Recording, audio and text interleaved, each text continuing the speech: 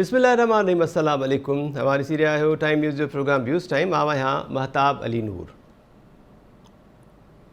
नाज़रीन, वज़ीर आज़म शहबाज शरीफ़ ऐं अपोज़िशन लीडर राजा रियाज़ विच में अॼु मुलाक़ात थी आहे। निगरान वज़ीर आज़म जे नाले ते मुशावरत कई वई, पर ॿई अॻवान जेके आहिनि उहे कंहिं हिक नाले ते मुतफ़िक़ न थी सघिया आहिनि। तंहिंखां पोइ हिकु ॿी वेहक जेका आहे, ॿी मुलाक़ात, उनजो ऐलान कयो वियो आहे। इन ॿी मुलाक़ात में इम्कान इहो ज़ाहिर कयो इन्हनि ॿिन्ही अॻवाननि त असां निगरान वज़ीर आज़म जे नाले ते इतफ़ाक़ करे वठंदासीं।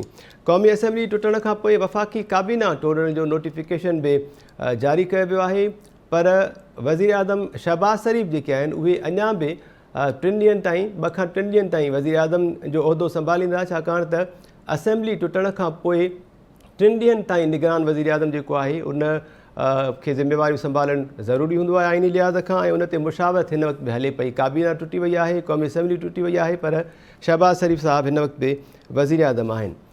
कुझु वक़्तु पहिरियां जी ॻाल्हि कयूं त लॻभॻि कोई 16 महीना थिया आहिनि बेतमादी रिथ जे नतीजे में PTI जी जेका हुकूमत ख़तमु थी, उनखां पोइ शहबाज शरीफ़ जेके नून लीग जा सदर आहिनि, उन्हनि काफ़ी मुलाक़ातुनि खां पोइ ऐं मुशावरत खां पोइ इतिहादी जमातुनि खे गॾु कयो, ऐं पोइ इन इतिहादी जमात हुकूमत संभाली, जंहिंखे तमामु घणा चैलेंजिस साम्हूं हुया। ख़ासि तौर ते जेको ज़िक्र कयो वियो त उन वक़्तु मुआशी बदहाली एतिरी ज़ोरनि ते हुई जो उन में का बि हुकूमत या अॻवान जेको आहे उहो अहिड़ो ॾुखियो फ़ैसिलो शायदि ई करे हा, पर इतिहादी हुकूमत इहो फ़ैसिलो कयो ऐं उन चैलेंज खे चैलेंज सम्झी करे ई क़बूलु कयो।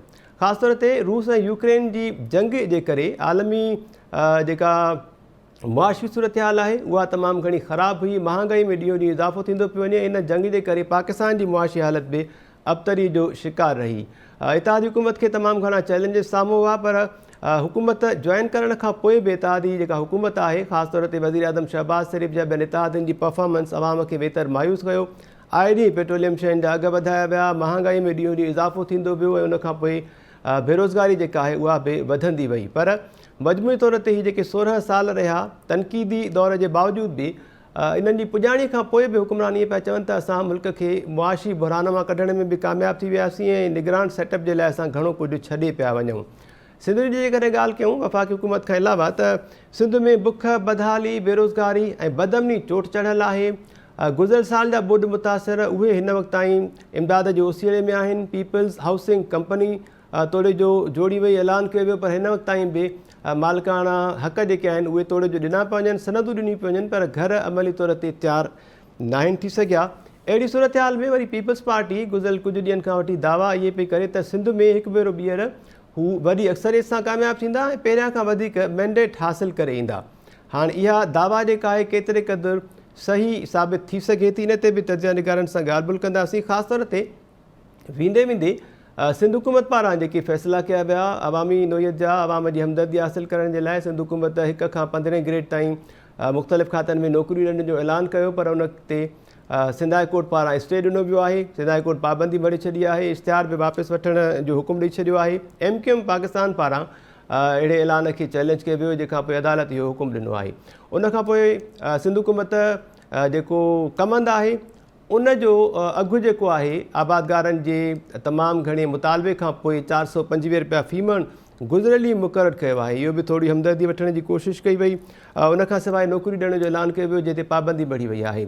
वफ़ाक़ी हुकूमत वरी वेंदे वेंदे तर तकड़ में जेके क़ौमी असेंबली ऐं सेनेट मां बिल्स मंज़ूर कराया, ख़ासि तौर ते ऑफिशियल सीक्रेट्स एक्ट्स, ऐं उनखां अलावा वरी ॿिया जिन खे तकरारी बिल्स चयो पियो वञे, ऐं तर तकड़ में बिना पढ़ण जे जेके बिल्स पास कराया विया, उन में वरी पीपल्स पार्टी जेका आहे उन जहिड़ी रीति ख़ामोशी इख़्तियार कई, जेका पीपल्स पार्टी पंहिंजो पाण खे जमहूरियत पसंदि ऐं अवामी हक़नि जी अलमबरदार पार्टी सॾाईंदी आहे, उन जी ख़ामोशी बि केतिरा ई सवाल पैदा कया। त मजमूई तौर ते ही 16 महीना जेके आहिनि लॻभॻि वफ़ाक़ी हुकूमत जा ऐं सिंध हुकूमत जा, उहे कीअं रहिया, इन ते ॻाल्हि ॿोल कंदासीं। कुझु बुनियादी सवाल आहिनि, उहे पैनलिस्ट असां शेयर करे उन्हनि जी राय मालूम कंदासीं। जेको पैनल अॼोके प्रोग्राम में असां सां गॾु आहे उन्हनि जो तारीफ़ असां करायूं था।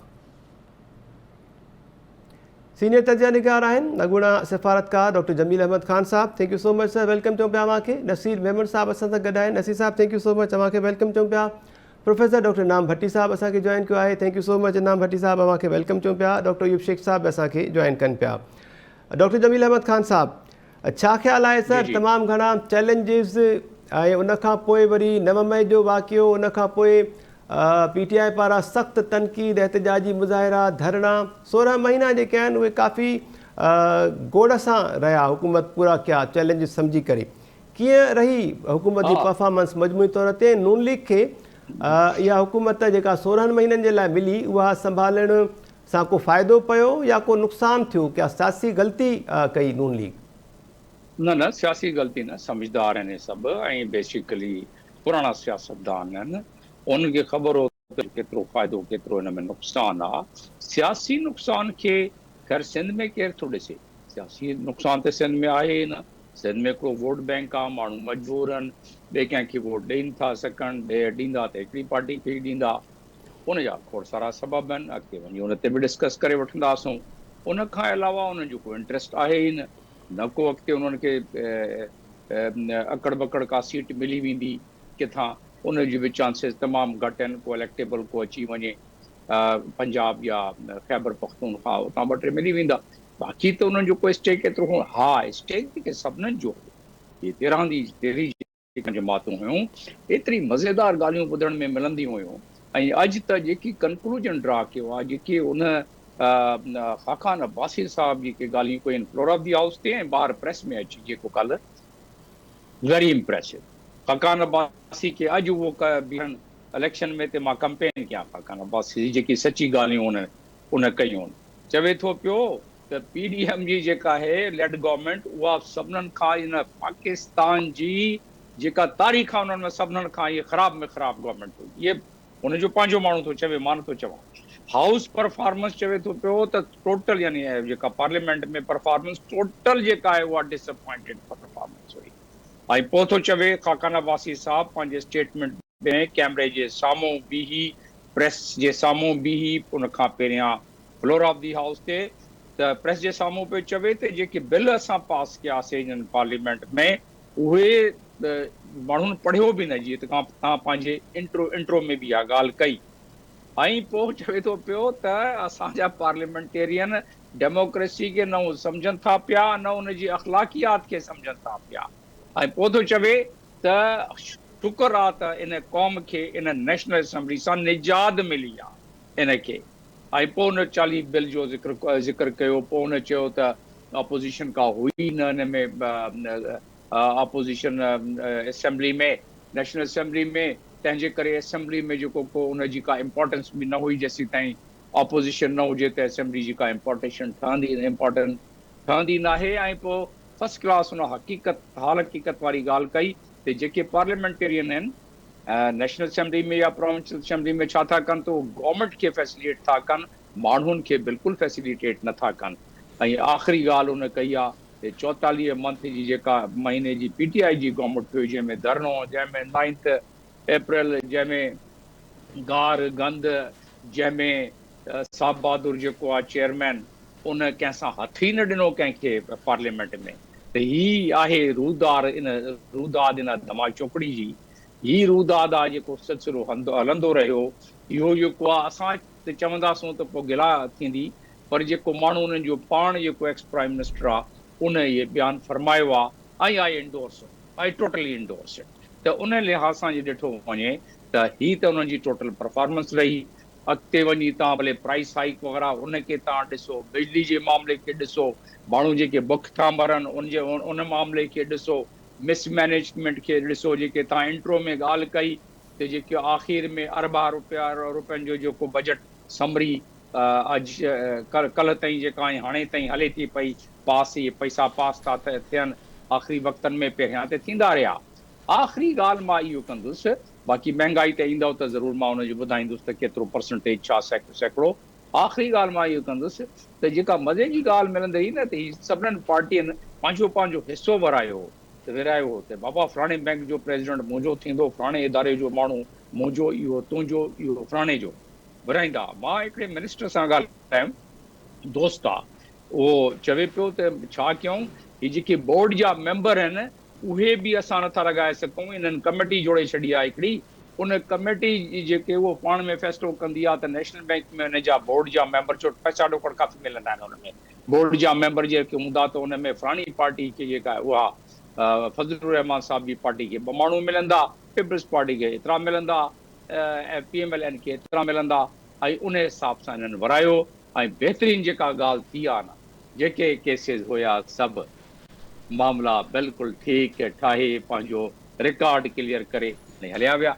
बसि हाणे लोड़े क़ौम त छा थियो, इमरान ख़ान कहिड़ी जुठ कई ऐं पोइ इन्हनि कहिड़ी जुठ कई, इहो क़ौम लोड़े। हाणे जेको अॻिते ईंदो उहो ॾिसूं था पिया छा हुन में हूंदो। बाक़ी रहियो सुवाल निगराह हुकूमत जो, निगराह हुकूमत में माण्हुनि खे बुख था मरनि, निगराह हुकूमत मां कहिड़ो उन्हनि खे आसिरो हूंदो? हा, हिकिड़ी ॻाल्हि ज़रूरु आहे, हीअ जेका सिंध गवर्नमेंट हाणे पिटीशन ते ख़ैर जिन्हनि बि कई उहा उनजी नियत का ॿी हूंदी, पर हिकिड़ी ख़ुशी इहा आहे त ही शायदि निगराह हुकूमत, शायदि डिपेंड थो करे थी हाणे कहिड़ो माण्हू थो खजे वज़ीर आला सिंध, वॾो वज़ीर ऐं बाक़ी मिनिस्टर कहिड़ा था अचनि, त हिकिड़े दफ़े बसि सिंध में इहो ईअं करे छॾनि त मैरिट ते इन मैदाननि में माण्हुनि खे विहारे मैरिट कॉम्पिटिशन ते एग्ज़ाम वठी जी टीचर भर्ती करणो आहे, पुलिस में भर्ती करणो आहे, ॿियनि महकमनि में भर्ती करणो आहे, हिकिड़े दफ़े मैरिट ते डॉक्टर करे साहब, छॾनि सिंध गवर्नमेंट वारी माण्हू जा गुण। जी सिंध गवर्नमेंट जी परफॉर्मेंस ते बाद में था अचूं, पर मां ईअं न चवंदुसि त पाकिस्तान खपे, पर इहा रिक्वेस्ट ज़रूरु आहे त वन लाइनर जवाबु खपे इन सवाल जो त वफ़ाक़ी जेका हुकूमत 16 महीननि जी उहा मजमूई तौर ते कामयाबु रही या नाकाम रही? सर हा, उन में कामयाबी छा खे चवंदा आहियूं, नाकामी छा खे चवंदा आहियूं? नाकामी इहा आहे त माण्हुनि जो डुख वधो, माण्हुनि जी मुश्किलात वधिया, माण्हुनि जा प्रॉब्लम वधिया, मैनेजमेंट जेका आहे गवर्नेंस उहा का सुठी न रही, उहा एतिरी न वधी इन मामले में कि माण्हुनि खे को सुख मिले हा, को आराम मिले हा। इहे त रहिया सवाल इन्हनि जा परफॉर्मेंस जा। ते वन लाइनर जो जवाब बि उहा त ज़ाहिर आहे इन्हनि जी परफॉर्मेंस ठीकु न रही ऐं इन्हनि पंहिंजो खातो बिल्कुलु फर्स्ट क्लास सिधो करे वरितो। माण्हुनि जो जेको आहे उन्हनि खे न अहसासु हो, न उन्हनि का ॻाल्हि कई, इन्हनि करे माण्हू जे थियनि। हाणे ॿ ॻाल्हियूं सुठी थियूं, उहे बि जे मिलिट्री वारा मदद न कनि हा, फ़ौज मदद न करे हा, FATF में अचनि हा साम्हूं, इन्हनि जे खे कोऑर्डिनेशन करे इम्प्लीमेंटेशन कराए त पोइ FATF मां न निकिरी सघूं हा। इहा हिकिड़ी गवर्नमेंट खे क्रेडिट ॾियो, फ़ौज जी मदद सां ठीकु आहे, बिल्कुलु ॾींदासूं। ॿी त जेको IMF जो आख़िरी वक़्त में हिन मेड़ मिनतूं कयूं शहबाज शरीफ़ जो शुरू में करे वठिया त एतिरो मसइलो न थिया, इहे ॿ ॻाल्हियूं जेके उहे उन्हनि खे तव्हां क्रिटिसाइज़ नथा करे सघो। ठीकु सर, बाक़ी ॻाल्हियूं जेके आहिनि उहे मां ॿुधाए, वन लाइनर एतिरी कामयाबी काई न थी आहे। Thank you so much sir doctor Jamil Ahmed Khan साहब। नसीर अहमद साहब, पीपल्स पार्टी ऐं इतिहादनि ते बाद में था अचूं, पर नून लीग जे लाइ नून लीग सदर शहबाज शरीफ़ जे लाइ वज़ीर आज़म जो उहिदो संभालणु दानिशमंदाणो फ़ैसिलो साबित थियो ऐं मजमूई तौर ते हुकूमत कामयाबु रही या नाकाम रही सर 16 महीननि दौरान? महताब हाणे जजमेंटल वन लाइनर मूं लाइ थोरो ॾुखियो आहे। मां कुझु उन जा जेके शयूं मूंखे चङियूं लॻियूं ऐं जेके कमज़ोर लॻियूं, मां ॿिन्हिनि खे क्विकली कोशिशि कयां थो रिकेप करियां। बिल्कुलु सर, प्लीज़। फ़ैसिलो दानिशमंदाणो हुयो या न, मूंखे लॻे थो त जंहिं हालत में इहो फ़ैसिलो थियो आहे उहे तफ़सील छो त सभु साम्हूं न आया आहिनि, पर पॉसिबली त उन में इक़्तिदार में अचण जी तकड़ बि हुजे, पर उन सां गॾु शायदि हुननि खे के उहे तरूं हलंदे नज़र आयूं पिए त जेकर 2-3 महीना ॿी देरि थिया त पोइ जेको ॿुधायो थो वञे, मुख़्तलिफ़ रावी बयान था कनि, उहा सिचुएशन हिननि जे लाइ तमामु ॾुखी डेवलप थियण, मथी सतह ते जेतिरियूं वॾियूं तब्दीलियूं अचण वारियूं, उन खां पोइ हिननि खे इहो पियो लॻो त असां परमनेंटली हिन मुल्क जी सियासत मां ई आउट थी वेंदासीं। इन खे तव्हां रूल आउट नथा करे सघो, छो त पोइ जेके ॿिया इवेंट्स मथी सतह ते थिया आहिनि सियासी पार्टियुनि खां मथे, उन में इहा ॻाल्हि त चिटी थी वई आहे त हाउस त ऑर्डर में कोन हुयो। सो जेको एडवेंचर उन वक़्तु प्लैंड हुयो ख़ान साहब जे हुकूमत में, PTI चेयरमैन जी हुकूमत जे आख़िरी ॾींहंनि में, उहो जेको चयो थो वञे त रोकरायो वियो हिन हुकूमत खे आणे, सो जेकर उहो ठीकु आहे, जेकॾहिं, छो त मूं वटि इंफॉर्मेशन कान्हे, त पोइ उन हिसाब सां ॾिसजे थो त सम्झ में अचे थो त शायदि हिन वटि ॿियो को चारो न हुयो। पर ओवरऑल जंहिं सिचुएशन में हुकूमत, जीअं जमील साहब चयो न, त एॾा माना ईअं न आहे त को हिननि खे सियासत जी सम्झ न आहे, सुठा आहिनि या ख़राबु, पर ही 30-40 सालनि खां पीपल्स पार्टी 50 सालनि खां सियासत कनि पिया हिन मुल्क में, हुननि खे ख़बर ज़रूर आहे त कड़ी शइ जा कड़ा कॉन्सिक्वेंस थींदा। एॾा अणॼाण जेको असां तजियो कंदड़ वेही सम्झी सघूं था, त ईअं बि न आहे त हुन न सम्झो हूंदो। छा सर्कमस्टांसिस हूं, उहे जॾहिं शयूं सम्झूं त शायदि असांखे ॻाल्हि सम्झ में अचे। रही ॻाल्हि परफॉर्मेंस जी, त मां रुॻो ॿ टे शयूं हाईलाइट करे चवंदुसि। हिकिड़ो त इतिहादी हुकूमतूं बहरहाल ॾुखियूं हूंदियूं। पीटीआई चेयरमैन बि आख़िर में इहा दांह कंदो रहियो त असां इतिहादी हुजण जे करे हथ पेर ॿधल आहे, ब्लैकमेल थींदासीं। दुनिया सॼीअ में इतिहादी जेके गाइडेड हुकूमतूं आहिनि उहे हलाईंदड़ लाइ ॾचा आहिनि। छो त ज़ाहिर आहे इतिहाद कम्पलेक्स आहिनि न, हर माण्हू, हर इदारो, हर धुर पंहिंजी पंहिंजूं तरजीहूं थी रखे, त उन्हनि खे हमाहंग करणु इज़ नॉट ईज़ी। हिन केस में हिकिड़ी पॉइंट ऑफ कन्वर्जेंस हुई, उहा आई त पीटीआई खे फारिग कजे ऐं उनखे रिप्लेस कजे। इन हिकिड़ी सिंगल पॉइंट ते ई सभु गॾिया। अदरवाइज़ हिननि जे अंदरि बि पीटीएम त अॻे ई टोटल हुयो। पीपुल्स पार्टीअ खे त लिखत में ख़त ॾेई कढी चुका हुया। ईअं त न हो त ही के वन पेज ते रहण वारा इतिहादी हुया, पर हालतुनि हुननि खे असेंबल कयो। इहो असेंबलेज हुयो। ऐं रही मालपाणी ॻाल्हि बि। परफॉर्मेंस जी, हिकिड़ो त ज़ाहिर आहे जेतिरा बि पुराणा कूड़ा सचा केस हिननि ते ठहियल आहे उहे सभई आहिस्ते ख़तम थी विया। कुझु हुन में ज़ाहिर आहे हथरादू हुया ऐं कुझु थी सघे थो ठीकु हुजनि। मां जुडिशियल रोल नथो प्ले करणु चाहियां, पर मूंखे लॻे थो ॿिन्ही क़िस्मनि जा केस हुया। सुवाल वरी पोइ उन्हनि इदारनि ते उथे थो जेके तफ़्तीशूं कनि था। उहे हिकिड़ी हुकूमत अचे थी, उन जे डायरेक्शन में लॻी था पवनि, हुकूमत वञे थी, ॿिए ॾींहुं तव्हां ॾिसो उते बि 180 डिग्री चेंज थी वञे। तंहिंजी माना इदारा त असांजा एग्ज़िस्ट कनि नथा। उहे तव्हांजो FIA हुजे, नेब हुजे, इलेक्शन कमीशन हुजे, जेको बि हुजे, इहा ॻाल्हि वरी उभरी आई त इदारा इंडिपेंडेंटली फंक्शन नथा कनि, उहे हुकूमतुनि जे पोयां आहिनि। त इहो ईअं पाकिस्तान जो वॾे में वॾो क्राइसिस एक्चुअली इहो आहे त इदारा इंडिपेंडेंट कंहिं बि हुकुम कया, सभिनी पंहिंजे मातहती में हलाया आहिनि। जेका शइ मूंखे लॻे थो त जेकॾहिं जेका हू मईशत वारो मामिलो हो, उन में हिननि खे फ़ैसिले करण में देरि थी। पीटीआई बि देरि कई ऐं IMF जे मामले में वक़्ताइता फ़ैसिला न करे सघिया, हिते बि देरि थी। उन जे नतीजे में तव्हां ॾिठो त हिकिड़ो गैर मामूली महांगाई जी वेव आई, जेका थोरो थोरो स्टेगर करे आणंदा, उहा हिकु धक सां आणी पई। त इहो फ़ैसिलो करण में हिननि खे जेका लेट थी, हिकिड़ो वज़ीर हटायुनि, डार साहब आंदोनि, उन्हनि जा पाण में कंफ्लिक्ट हुया। पर बहरहाल मूंखे हिकिड़ो चङो पासो इहो थो लॻे कहिड़ी तरह डिफॉल्ट पाकिस्तान तां हटी वियो, उन जा नतीजा असां तव्हांजी सभिनी जी सोच खां वधीक ख़तरनाक हूंदा। जेकर डिफॉल्ट थिए हा, जीअं उहो सही थो चए वज़ीर आज़म, त तव्हांखे दवाऊं बि शायदि स्टोरनि ते न मिलनि। इहो श्रीलंका में सभु कुझु थियो आहे, ग्रीस में थियो आहे, उहो बिल्कुलु सीन सर। ॾिठल आहे। इहा जंहिं बि कयो, जेतिरो बि थियो, जंहिं बि गॾिजी कयो, अकेले कयो, छा बि कयो, पर इहा हिकिड़ी पॉज़िटिव जेका शइ मूंखे। ऐं ॿियो जेके तमामु घणियूं नेगेटिव शयूं डेवलप थियूं, उहे फ़ैसिलो वक़्त ते न करण जे नतीजे में महांगाई जी हिकिड़ी ख़ौफ़नाक लहर IMF खे ख़ुशि करण जे लाइ, राज़ी करण जे लाइ, उन खां कर्ज़ वठण जे लाइ जेका आई आहे। मूं कल्ह बि कोट कयो त जेके इसेंशियल 15-16 मेन आइटम्स आहिनि, सभिनी जा अघ साल जे अंदरि घटि में घटि ॿीणा थिया आहिनि। उहा लिस्ट मौजूदु आहे। तव्हां रुॻो अटे ऐं रुॻो दालियुनि ऐं पंहिंजो खाजरू तेल जो खणी वठो अघु, कल्ह जी डान में हिकिड़ी टेबल बि। सो जेकर तव्हांजी खाध खुराक जी शइ में 100% इज़ाफ़ो थो थिए, त इहो हिकिड़ो तमामु ख़ौफ़नाक आहे इज़ाफ़ो उन्हनि माण्हुनि लाइ जंहिंजी पघारूं पहिरियों ई बिजलीअ जा बिल वधी विया, हर शइ वधी वई, उहे हाणे हैंड टू माउथ। इहो हिन मां कीअं, पर हाणे इहो हिकिड़ो ग्लोबल फिनोमिना बि आहे महांगाई जो। हिकिड़ो IMF जो प्रेशर बि हो, कुझु हिननि जी फ़ैसिला साज़ी वक़्ताइती न थियण जो नतीजो। पर मां सम्झां थो त मजमूई तौरु इहो मूंखे लॻे थो पीटीआई हुकूमत हुजे त बि ईअं ई थिया, छो त IMF खे जन उहे शर्त तॾहिं सेट थियल आहे। इहा बदकिस्मती जी ॻाल्हि आहे त उहा महांगाई जी ख़ौफ़नाक लहर आहे। आख़िरी ॻाल्हि जी जेका सभ खां मूंखे हिन दौर में ख़राबु लॻी, उहा आख़िरी 2 हफ़्तनि में जेका अंधी लेजिस्लेशन जीअं कानून साज़ी कई अथनि। माना हूअं ई बि असांजा नुमाइंदा घणे भाङे कानून पढ़ण जी तकलीफ़ न कंदा आहिनि, सम्झ में बि घटि ईंदा हूंदा। अक्सरियत जी ॻाल्हि आहे, जिन खे बिल्कुलु सम्झ में अचनि था, जिन खे सम्झ में आया पई तिन पना फाड़े छॾिया, जिन खे सम्झ में न आया तिन कंध धूणे ईअं ई कयो जीअं ॿाहिराड़ी जी औरत निकाह महिल हा कंदी आहे। तो उन्हनि खे त कुझु सम्झो ई कान। मथां खां हुकुम थियो त निकाह ख़ान वेठो आहे स्पीकर साहिब, तव्हां हा कंदा वञो, हा कंदा विया। पर इहा बदतरीन कानून साज़ी दौर जी थी आहे जेका, ऐं मुस्लिम लीग, नवाज़ लीग ऐं नेताजियुनि खे मुबारक हिकु शइ जी ॼाण घुरिजे त हू वफ़ादारीअ जी डोड़ में पीटीआई खे पोइते छॾे। इहो हिननि जो ज़बरदस्त कारनामो आहे। पीटीआई वसां न घटायो, पीटीआई कमाल कयो वफ़ादारी ऐं ताबेदारी, पर हिननि कमालनि जी इंतिहा करे छॾी। उन ते को जमील साहिब तव्हांखे शहर बि ॿुधाए छॾींदो, पर हिननि त शानदार कमाल जा कया।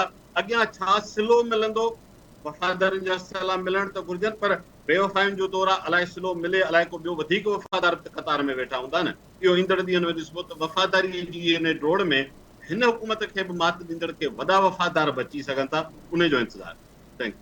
ठीकु आहे नसीर मेमण साहब, अवां जेका ॻाल्हि कई न त जीअं ॿाराड़ी जी औरत निकाह वक़्तु कंदुल होॾे हा कंदी आहे त ईअं बि थींदो आहे त जेकॾहिं उहा हा न बि करणु चाहे त हुनजे मथे ते हथु रखी वरी हुनखां हा कराई वेंदी आहे। सो मौजूदा हुकूमत बि हिननि बिल्स जे मामले में ईअं ई कयो कुझु।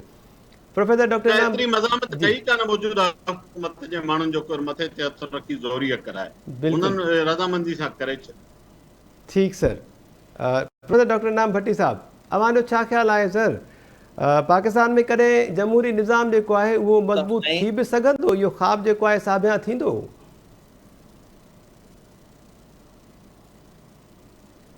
महिरबानी महताब साईं, मुंहिंजे ख़्याल में पाकिस्तान ठहण वक़्तु जनाब जिन्ना साहब जेको आहे सो इहो वधीक पंहिंजे लाइ फेवरेबल सम्झो त हू गवर्नर जनरल ऑफ पाकिस्तान थिए, छाकाणि त उन मनसब सां उन जो मुकमिल अख़्तियार हूंदो त हू जेको बि ऑर्डर जारी करे तो कॉन्स्टिट्यूशनल पार्ट थी वेंदो, यानी आइन जो हिसो थी वेंदो। छाकाणि त हू जेको गवर्नर जनरल उन वक़्त में ब्रिटिश रूल जे हिसाब सां हिज मेजेस्टी जेको आहे सो हूंदो, तंहिंजे करे हुन इहा शइ ऑप्ट कई। ऐं पोइ मेजर जनरल इस्कंदर मिर्ज़ा ताईं उहे पाकिस्तान जा सभु गवर्नर जनरल ई थींदा रहिया। ऐं उन खां पोइ बाक़ी जेके प्रीमियर थिया आहिनि, प्राइम मिनिस्टर थिया आहिनि, हिन वक़्त ताईं पाकिस्तान जे 76 सालनि में 23 प्राइम मिनिस्टर थिया आहिनि, पर उन्हनि मां कंहिं हिकिड़े बि पंहिंजो पूरो आइनी मुद्दो ऐवान जे अंदरि या इक़्तिदार ते कोन गुज़ारे सघियो आहे। उनजा सबब कहिड़ा आहिनि? उनजो सबबु इहो आहे त हिते पावर शेयरिंग जेका आहे पहिरें ॾींहं खां वठी करे उहा अहिड़नि हथनि में हली वई या ॾिनी वई जिन इहो पंहिंजो न रुॻो पाण ताईं पर हाणे त उहो आम माण्हूअ ताईं सभिनी खे क़बूल कराए वरितो आहे त असांजो वजूद ऐं असांजी हैसियत क़बूल कयो। ऐं हाणे त सभु तक़रीबन सहाफ़ी हुजनि, किताब हुजनि, अख़बारूं हुजनि, उहे सभु क़बूल थियूं कनि त पाकिस्तान जे अंदरि उन इदारे जो रोल आहे ऐं उन इदारे जी जेका आहे सा रोल खां सवाइ पाकिस्तान हली कोन सघंदो। ऐं हाणे बाक़ी रही आहे शइ इहा त आइन जे अंदरि कहिड़े तरीक़े सां इन्हनि खे रोल ॾिनो वञे जो उहो आइनी तौर ते बि थी वञे त हिकिड़ो मुलाज़िम जंहिंखे सरकारी नौकरी करणी आहे उहो नौकरी उनजी नाहे, पर उहो हिन जो पावर शेयरिंग जेका आहे उनजो हिसो आहे। ऐं शायदि जेके शयूं आऊं चवां थो इहे मूंखां अॻु में जनाब कमर बाजवा साहब जेको आहे सो पंहिंजी वेंदे वेंदे आख़िरी ॾींहंनि में चई चुको ऐं हुन इहो क़बूल कयो त गुज़िरियल 70 सालनि में पाकिस्तान में जेको कुझु थींदो रहियो आहे उहो न थियणु खपंदो हो ऐं फ़ौज जेको कुझु कयो आहे सियासत में मुदाख़लत हुनखे न करणु खपंदी। ऐं हुन इहो रस्तो त ठाहे ॾिनो ऐं हुन चयो पिए त हाणे असां एपॉलिटिकल थियूं था, पर पाकिस्तान जी सियासत में मुंहिंजे ख़्याल में जेकॾहिं मां ग़लति न हुजां त वाहिद हिकिड़ो ई जनरल आहे जहांगीर करामत जंहिंखे इस्तीफ़ा ॾियणी पई, पर अॼु ॾींहं ताईं बाक़ी ॿियो को अहिड़ो न हूंदो जंहिंखे को कंहिं जमहूरी हुकूमत जेको आहे मजबूर कयो हुजे त उहो पंहिंजो मनसब छॾे। ऐं उन जे लाइ चवनि था त ए पॉलिटिकल हो ऐं उन ए पॉलिटिकल जो नतीजो इहो निकितो त हुनखे इस्तीफ़ा ॾियणी पई। पर उन खां पोइ जेको कमर बाजवा साहब चई वियो त हाणे असां ए पॉलिटिकल आहियूं ऐं उहो ए पॉलिटिकल खां पोइ ख़बर न आहे, हाणे त ए बि वई, बी बि वई, सी वई, सॼी ABC ख़तम थी वई, सिर्फ़ु पॉलिटिकल बचियो आहे ऐं हाणे उनजो मुकमिल राइट बणिजी वियो जेको हींअर हिननि PDM जी हुकूमत उहो करे ॾिनो। मुंहिंजे ख़्याल में हिन समूरे सॼे में महताब जेके बि जमहूरी हुकूमतूं बिराए नाम जेके दावा कनि थियूं त हुननि मुल्क में जमहूरियत आंदी या हुननि जे ई करे मुल्क में जमहूरियत वधी वेझी, उहे सभु जा सभु जमहूरियत जा ख़ालिक कोन्हनि, पर उहे जमहूरियत जा पॉल्यूटर आहिनि। जीअं माहौल में आलूदगी पैदा कबी आहे न, ईअं ई उन्हनि सभिनी जमायतुनि जमहूरियत जे नाले में जमहूरी अमल में आलूदगी पैदा कई, सियासत में आलूदगी पैदा कई। उनजो सबबु संदन पंहिंजो जेको उन्हनि जो ख़्वाहिशूं ऐं पंहिंजा जेके ग़लति कारियूं आहिनि उन्हनि जे करे उहा पॉल्यूशन थींदी रही। अॼु बि हींअर PDM जेको कुझु कयो, मूंखे हैरत आहे त प्राइम मिनिस्टर ऐवान में आख़िरी खिताब जे लाइ बीठो आहे, तकरीर पियो थो करे, उन जे ई बिल्कुलु पुठियां राणा सनाउल्लाह खे 14 MNAs घेरियो बीठा आहिनि जेके उन खां रुॻो असले जा जेके लाइसेंस आहिनि उन्हनि जूं सयूं पिया कराइनि। ऐं ऐवान में उन गोड़ खे नेठि राजा परवेज़ अशरफ जेको आहे सो महसूस बि कयो, पर उन पुछो कोन।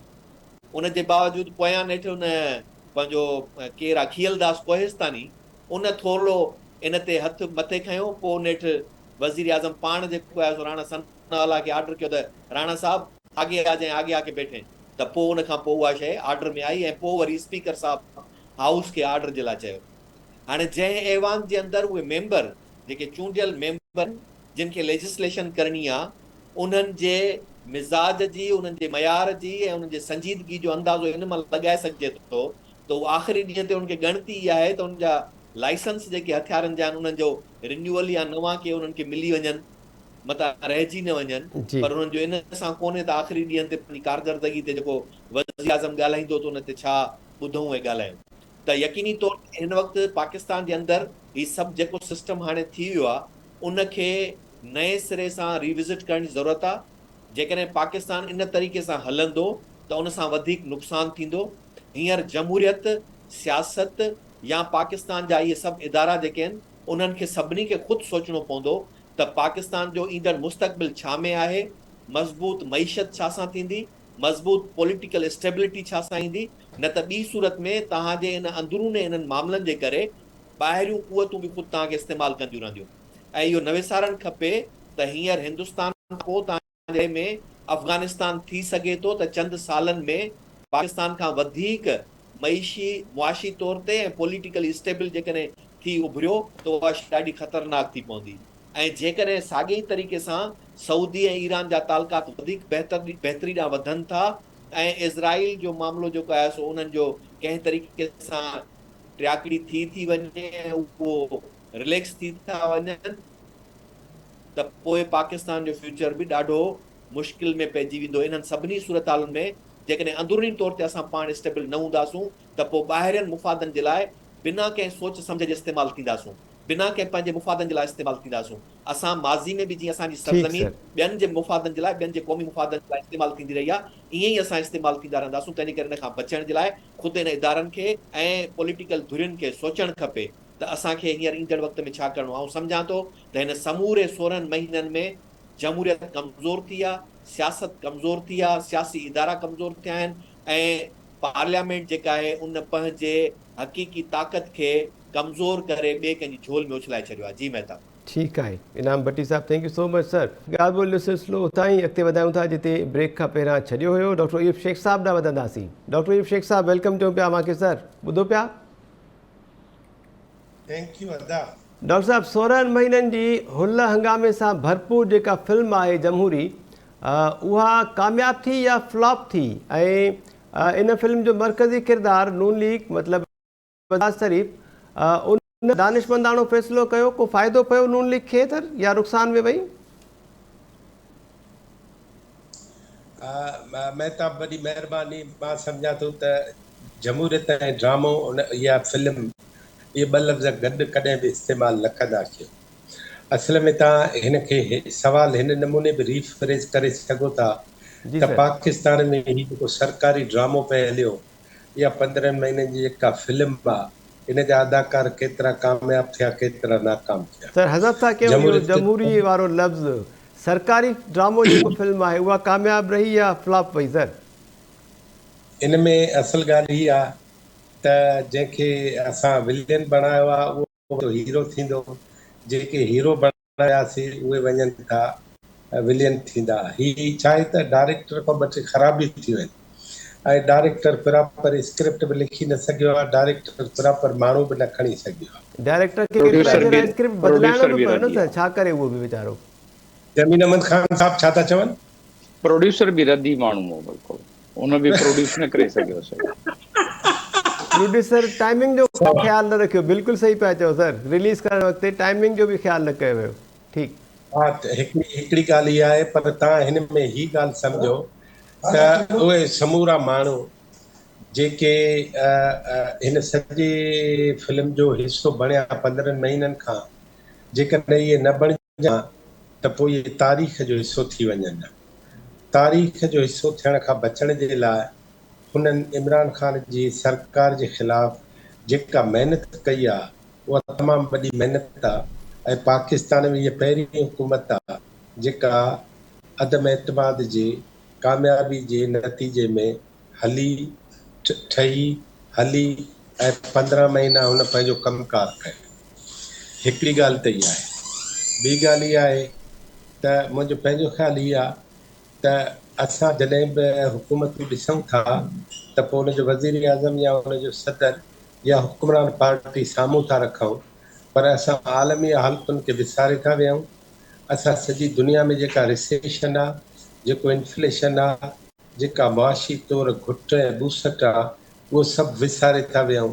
ऐं पोइ नतीजे में चऊं था जे शहबाज़ न हुजे हा त एॾी महांगाई न हुजे हा, जे इमरान न हुजे हा त एॾी महांगाई न हुजे हा। असल ॻाल्हि ईअं न आहे। असल ॻाल्हि हीअ आहे, मिसाल इमरान ख़ान हो कोविड आई, हाणे पोइ असां ईअं कॾहिं चई सघंदासीं त जे इमरान ख़ान न हुजे हा त का कोविड न अचे हा। आलमी तौरु जेके हचाऊं आहिनि, जेके वबाऊं आहिनि, जेके मुसीबतूं आहिनि, उहे सॼी दुनिया में गॾु अचनि थियूं ऐं सॼी दुनिया सां पंहिंजो हिसाब वहिंवार कनि थियूं, जंहिंजे साम्हूं जंहिंजे मुंहं में हींअर पाकिस्तान बि उन चकीअ जे झंड में पीसजी रहियो आहे। इन करे मुआशी तौर ते हीअ हुकूमत फेल चइजे, नाकाम चइजे, उनजो फेल्यूअर चइजे, इहो चई सघिजे थो त उहो पॉलिसी तौरु पंहिंजा ख़र्च घटाइनि हा, पॉलिसी तौरु पंहिंजो पाण खे सवलो कनि हा, पॉलिसी तौर ते ईंदड़ 10 सालनि जो को नक्शो पेश कनि हा। उन सभ में हू फेल ऐं नाकाम विया ऐं फेल्यूअर उन्हनि जो तव्हांजे मुंहिंजे घर में जेको रंधिणो आहे, जेको किचन आहे, उहो रोज़ उन्हनि जी नाकामी जी ॻाल्हि ॿुधाए थो। हू जेको ॻाईंदो आहे पंहिंजो मीराली साहब, हर जाइ पिरी मूंखे तुंहिंजी कमी महसूस थी थिए, सो ही मीराली जे गाने जा किरदार थी पिया आहिनि। ऐं जिते किथे महांगाई, जिते किथे बुख। ऐं लाड़काणे में आहियां, लाड़काणे में जेको VIP रोड आहे, उन VIP रोड ते हिकिड़ो माण्हू विच रोड ते प्ले कार्ड खणी बीठो आहे त मुंहिंजा बच्चा लंघण ते मूं मिसकिन जी मदद कयो, मुंहिंजे घर में माण्हू सभु लंघण ते। असल ॻाल्हि इहा त ही लाड़काणे या लाहौर जी ॻाल्हि कोन्हे, ही चित्राल या चमन जी ॻाल्हि कान्हे, ही कोयटा या कराची जी ॻाल्हि कोन्हे, पर मुंहिंजो पंहिंजो ख़्यालु हीअ आहे त ही सॼी पाकिस्तान जी ॻाल्हि आहे। ऐं हीअ हुकूमत जेका आहे उहा 15 सालनि में के बि मुनासिब पॉलिसियूं ठाहे ख़र्च घटाए। मिसाल तव्हां ख़र्च हिकिड़ा हीअं घटाए, ख़र्च हीअं घटायो त अफ़गानिस्तान सां पुरअमन तालुकात, एतिराम ऐं बराबरी जे बुनियाद वारा तालुकात रखी, अफ़गानिस्तान में जेका डॉलर जी स्मगलिंग थियणी जी थी हुई, थींदी रहे थी, उहा सॼी जो सॼी रोकियो आहे त डॉलर ईअं बेलगाम न थी वञे। मिसाल तव्हां रोड लाइनर्स खे ऐं ट्रांसपोर्ट माफ़िया खे पंहिंजे सिर ते विहारे छॾियो, जेके ट्रांसपोर्ट माफ़िया जे कंध में हिकिड़ी किली हणी ऐं रोड रेलवे खे प्रॉपर कयो आहे ऐं गुड्स सॼी रेलवे जे थ्रू हलाइण जी हिकिड़ी शानदार पॉलिसी ठाहियो आहे त तव्हांजो जेको इम्पोर्ट बिल तेल ते अचे थो उहो अरबे खरबे रुपया घटिजी वञे। अहिड़ी तरह सां जेकॾहिं असांजी भारत सां ॻाल्हि अमन जे हवाले सां बहितर हुजे हा त भाॼियूं ऐं दवाऊं, ऐं महताब तव्हांखे सच थो ॿुधायां त जेका दवा मूंखे गुज़िरियल साल 200 रुपए 10 टेबलेट्स मिलंदी हुयूं, उहे हींअर 800 रुपए थी मिलनि। तव्हां तसवर करे सघो था त हिकिड़ो माण्हू जेको ग़रीब हुजे उहो उन 800 रुपयनि जी टिकियूं उहे वठी ऐं उन खां पोइ उनजी जेका वरी बुख जे करे, बदहाली जे करे परेशानियूं वधंदियूं, उनजे लाइ उनखे केतिरा 800 रुपया खपंदा, जी उहो डॉक्टर साहब। सॼी जो सॼो हिन पॉलिसियुनि में शामिल ई कोन्हे। इन करे आउं सम्झां थो त भित पंहिंजे बुनियाद ते वेंदी आहे। कचनि सिरनि ते ताजमहल जेको बि ठाहींदो उहो रही अचे पठ पवंदो। इन करे हिननि खे पॉलिसियूं कमु ईंदियूं, पॉलिसियूं अॼु न ठाहींदा त बि कमु ईंदनि, पॉलिसियूं ही न ठाहींदा ॿिया ठाहींदा त बि कमु ईंदनि। ऐं पाकिस्तान खे जे बचाइणो आहे असां सभिनी खे गॾिजी त बि असांखे मुस्तहकम प्रो पीपल प्रो इकोनॉमी पॉलिसियूं ठाहिणियूं पवंदियूं। जी ठीक, डॉक्टर यूब शेख साहब, thank you so much sir. Doctor Jamil Ahmed Khan साहब, सिंध में बुख बदहाली, ॿोॾि मुतासिरनि जा हंज दूर न थी सघिया, बेरोज़गारी में ॾींहों ॾींहुं वाध थी, पर हुन जे बावजूद बि पीपल्स पार्टी जी सिंध हुकूमत थी चवे त असां ईंदड़ चूंडुनि में वधीक मैंडेट वठी करे हिकु भेरो ॿीहर इक़्तिदार में ईंदासीं ऐं वरी वधीक कमु कंदासीं। कीअं पिया ॾिसो अवां पीपल्स पार्टी जे हिन दावा खे? सर 2 मिंट आहिनि सर अवां वटि। न हुन में बेसिकली ॾिसो न, पहिरें सेगमेंट में ॻाल्हि कई, जी मूं चयुमि त पीपल्स पार्टी त उहा ख़ुशकिस्मती आहे, न लकी पार्टी आहे तमामु। भाई बुटे खे दुआऊं ॾियो त माण्हू वोट त पीपल्स पार्टी खे ॾींदा न, हुन ॿी का चॉइस ई न आहे। हा, अलबते ही जेके केयरटेकर गवर्नमेंट अचे थी पई, अलाए कहिड़ी थी अचे, त इन में को मेरिट ॾेखारे छॾनि, ग़रीब जो ॿार जेको आहे हुनखे बि नौकिरी मिली वञे, को थोरो सुख मिली वञे, त पोइ इहे पीपल्स पार्टी जा वोट न एतिरा रहंदा। पोइ जेके माण्हू सुख ॾींदा उन्हनि खे वोट मिलंदा। ये महांगाई तव्हां ॿुधी ॻाल्हि नसीर अहमद साहब जी, 100 सैकड़े खां घटि कंहिं शइ में बि महांगाई घटी न आहे। अटो 122 सैकड़ो थियो आहे, तेल खाइण जो 450 खां 680 थी पियो आहे, चांहि जी पती 100-200 सैकड़ो, चांवर, यू नेम एनीथिंग, सभई महांगी थी वियूं आहिनि। दवाउनि जो तव्हां हाल ॾिठो त 300-400 जेको सैकड़ो वधी वियूं आहिनि, त हू त माण्हू हाणे बिल्कुलु ई नको नक अची विया आहिनि, तबाही में अची विया आहिनि। त इन करे मां नथो सम्झां त उन्हनि वटि जी चॉइस हुजे त ऑब्वियसली उहो ओॾे ई वेंदा, चॉइस न आहे त उन्हनि खे मजबूरी आहे, ज़ाहिर आहे पीपल्स पार्टी खे वोट ॾींदा।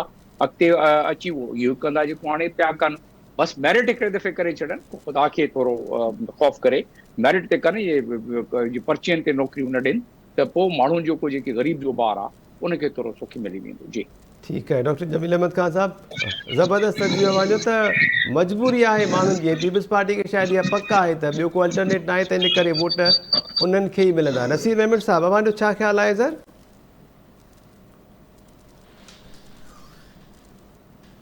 नसीर साहब माइक अनम्यूट कजो प्लीज़ सर। जी जी, मूं इहो पिया चयो जेका जमील साहब ॻाल्हि कई उहा ई आहे। या त हींअर ॾिसो फैक्ट्रीअ मां का ॿियो जीअं असेंबलेज ठही पए थो, उहा ॿी ॻाल्हि आहे। अदरवाइज़ पीपल्स पार्टीअ खे वॾे में वॾो एडवांटेज आहे त हुनजे साम्हूं जेके धुरियूं आहिनि उहे पार्लियामेंट्री पॉलिटिक्स में एॾियूं स्ट्रांग कोन आहिनि। हाणे त ॾिघो तर्जुमो करे सघिजे थो त छो कोन थी सघियूं, छाजे करे न थियूं। पीपल्स पार्टीअ में अहिड़ी कड़ी चङाई आहे या ॿियनि में अहिड़ी केॾी वॾी ख़राबी आहे, पर नेट बैलेंस इहो आहे त पीपल्स पार्टीअ खे हिन शइ जो वॾो एडवांटेज मिली थो वञे। इन जे करे ई पोइ हू भेल कंदा था वञनि जेको हाणे पीपल्स पार्टी जी कारकर्दगी ते अलॻि प्रोग्राम करे सघिजे थो मुंहिंजे ख़्याल में। के शयूं हुननि सुठियूं कयूं, के शयूं ॾाढियूं ख़राबु कयूं अथनि। ईअं ई हुकूमतूं थियनि थियूं, उन्हनि ते तफ़सील सां ॻाल्हाए सघिजे थो। एज़ ऑफ टुडे पीपल्स पार्टीअ खे को वॾो गैर मामूली पॉलिटिकल चैलेंज कोन्हे। ऐं इहा सिंध जी जेका कहाणी आहे लगातार हले पई, इन जो नुक़सानु इहो थियो आहे त जॾहिं तव्हां वटि चटाभेटी कान्हे, जीअं पंजाब में जीअं केपी में आहे, त पोइ जेका मनापाली आहे न, उहा मार्केट जी हुजे या सियासत जी, उन में पोइ माण्हू पंहिंजी मर्ज़ी हलाईंदा, जेको दिलि में ईंदुनि सो कंदा, छो त अॻियां चैलेंज कोन्हे।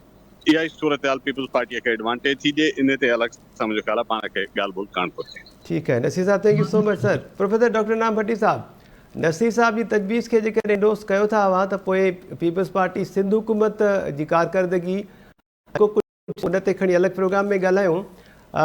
वफ़ाक़ में जेका पीपल्स पार्टी जी परफॉर्मेंस रही सर इत्तेहादी हुकूमत में, ख़ासि तौर ते जेके आख़िर में तकड़ में तकरारी बिल मंज़ूर कराया विया, उन ते पीपल्स पार्टी जी ख़ामोशी, उन पीपल्स पार्टी जी साख को असरु छॾियो sir? Mehta Peoples Party anti Peoples Party sentiment Sindh जे अंदरि तमामु घणो वधियो आहे, ऐं उनखे काफ़ी वक़्त खां वठी करे एस्टेब्लिशमेंट ऐं सरकार जेका आहे उनखे मैनेज करे ॾिए थी। हिन वक़्तु बि जेकॾहिं केयरटेकर गवर्नमेंट जो सेटअप को अहिड़ो अचे ऐं उन खां पोइ ईंदड़ वक़्त में इक़्तिदार जे लाइ जेका हिननि खे राह हमवार करे ॾिनी वेंदी आहे, अॻुवाट इहो फीलर ॾिनो वेंदो आहे त ईंदड़ हुकूमत केरु ठाहींदो। जेकॾहिं उहा शइ न हुजे त पीपल्स पार्टी हिन वक़्तु सिर्फ़ु उन एलीट क्लास जे ॾढ ते बीठल जेका जमायत आहे उहा यकदमि धड़ाम अची करे पवंदी। तंहिंजे करे हिन वक़्तु वॾे खां वॾो मसइलो इहो आहे त पीपल्स पार्टी गठजोड़ी सियासत में कामयाबु सियासत जमायत वञी पाकिस्तान जे अंदरि, जंहिंखे सिर्फ़ु इहो ई हुनर धुरियुनि सां जीअं हींअर पीडीएम जे अंदरि वेठी आहे।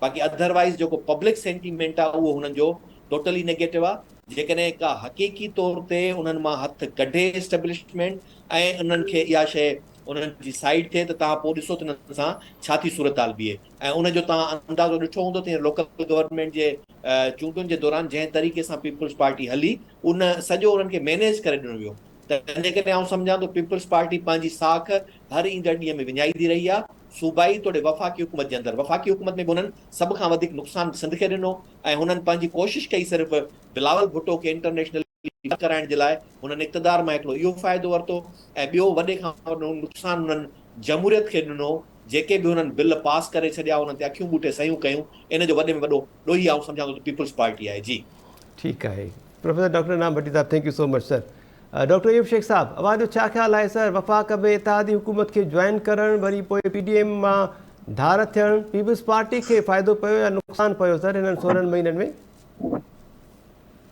मुंहिंजो ख़्याल आहे जॉइन कयूं इहो त ठीकु थियो पर पाकिस्तान पीपल्स पार्टी अमली तौर ते 18 तरमीम जो वॾो नुक़सानु कयो उन में तव्हां हीअं सम्झो त जेकॾहिं फूड सिक्योरिटी ऐं हेल्थ जा शोबा उहे फेडरल गवर्नमेंट में हुजनि ऐं तव्हां सिहत जो वज़ीर बि पंहिंजो पीपल्स पार्टी जो ॾियो त पोइ तव्हां 18 तरमीम खे सम्झो छा था ऐं 18 तरमीम खे जंहिं नमूने तव्हां खणी था अचो त अमली तौर उनजे ख़िलाफ़ जेको कमु थो थिए उनजो हिसो था बणिजो बाक़ी वज़ारत ख़ारजा जे हिसाब सां या बिलावल साहब जे मुतारिफ़ थियण जे हिसाब सां हुननि खे उहे फ़ाइदा थिया हूंदा पर मुंहिंजो पंहिंजो ख़्यालु आहे त बिलावल भुट्टो ख़ारजा पॉलिसी जे हवाले सां केतिरो आज़ादु हो केतिरो आज़ादु रही सघे थो इहो सभु ख़ुदि हुनखे इहो ॿुधाइणु खपे ऐं उन खां सवाइ पाकिस्तान हली बि नथो सघे इहा ॻाल्हि बि हुनखे ॿुधाइणु खपे मुंहिंजो पंहिंजो ख़्यालु हीअ आहे त ईंदड़ 1-2 सालनि जो हीउ वक़्तु अचण वारो आहे जॾहिं सॼे पाकिस्तान जे माण्हुनि खे पाकिस्तान जी इस्टेब्लिशमेंट खे पाकिस्तान जे पॉलिटिकल पार्टियुनि ऐं तंज़ीमुनि खे अॻुवाणनि खे सेनेटरनि ऐं MNAs ऐं MPs खे सभिनी खे जी ट्रुथ ऐं रिकन्सिलेशन कमेटी में अचे पंहिंजा पंहिंजा ॾोह बि बयानु करणा पवंदा ऐं पंहिंजूं नयूं पॉलिसियूं बि ठाहिणियूं पवंदियूं हिकु शर्त सां जे असां पाकिस्तान खे बचाइणु चाहियूं था त ठीक है डॉक्टर साहब थैंक यू अयूब शेख साहब प्रोफेसर डॉक्टर नाम भट्टी साहब वॾी महिरबानी अवां जी बि thank you so much Naseer Ahmed साहब वॾी महिरबानी थैंक यू सो मच अवां जो डॉक्टर जमील अहमद खान साहब thank you so much sir अवां जी वॾी महिरबानी नाज़रीन प्रोग्राम में अहम मामलो वज़ीर आज़म निगरान जेको आहे उनजे नाले ते अञा ताईं इतफ़ाक़ त नाहे थी सघियो पर मजमूई तौर ते 16 महीननि जी लॻभॻि जेका इत्तेहादी हुकूमत आहे उनजी परफॉर्मेंस कीअं रही नून लीग खे स्पेसिफिकली को फ़ाइदो पहुतो या नुक़सानु पहुतो उन खां पोइ पीपल्स पार्टी